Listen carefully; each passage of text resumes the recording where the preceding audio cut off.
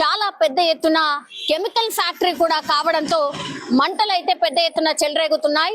Morning shift కోసం చాలా మంది కార్మికులు ఈ రోజు పొద్దున పనికి వెళ్లారు. ఆ టైంలోనే ఇంత పెద్ద ఎత్తున పేలుడు సంభవించడంతో భారీ స్థాయిలో అక్కడ ఉన్నటువంటి షిఫ్ట్ లో ఉన్నటువంటి వాళ్ళు చాలా మంది కూడా ఒక 100 మీటర్లు ఎగిరి పడ్డట్టుగా మనకు స్పష్టంగా కనిపిస్తోంది. అట్లాగే దట్టమైన పొగ కావచ్చు, మంటలు కావచ్చు, ఇంకా కూడా పెద్ద ఎత్తున అక్కడ స్ప్రెడ్ అవుతున్న పరిస్థితి కనిపిస్తోంది. ఇంకోటి, అది కెమికల్ ఫ్యాక్టరీ కాబట్టి ఘాటైన వాసన చుట్టుపక్కల కూడా పూర్తిగా స్ప్రెడ్ అయింది.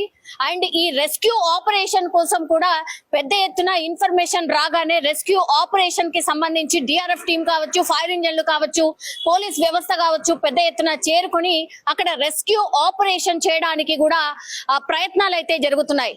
మనకు ఇప్పుడున్నటువంటి సమాచారం మేరకైతే 20 నుంచి 30 మందికి తీవ్ర గాయాలైనట్టుగా, అట్లాగే ట్రీట్మెంట్ కోసం సమీపంలోని హాస్పిటల్ కి తరలించినట్టుగా మనకున్నటువంటి ఇన్ఫర్మేషన్. అయితే డాక్టర్స్ ఆల్రెడీ వాళ్ళ దగ్గరికి అంటే హాస్పిటల్ కి తీసుకొని వెంటనే ఒక 5గురు అయితే చనిపోయినట్టుగా చెప్తున్నారు. అండ్ కాసేపటి క్రితం ఇంకో 5గురు కూడా మరణించినట్టుగా డాక్టర్లు అయితే నిర్ధారించినటువంటి పరిస్థితి అయితే కనిపిస్తోంది.